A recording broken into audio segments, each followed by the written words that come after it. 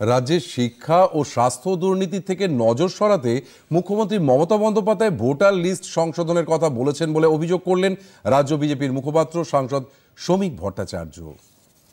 দিল্লির নির্বাচনের পর মমতা বন্দ্যোপাধ্যায় আতঙ্কগ্রস্ত হয়ে গেছে। তিনি পশ্চিমবঙ্গের মাটিটা চেনেন,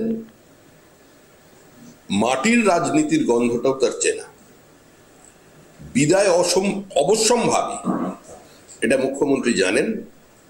সেজন্য তিনি অন্যান্য ঘটনা থেকে এই মুহূর্তে মানুষের ক্ষোভ যখন আছড়ে পড়ছে তৃণমূলের বিরুদ্ধে, তখন নজর ঘোরাতে ইস্যুটিকে সামনে নিয়ে এসেছেন। উতুড়ে ভোটার সবচেয়ে বেশি ভোটার লিস্টে ঢুকিয়েছে পরিকল্পিতভাবে তৃণমূল কংগ্রেস।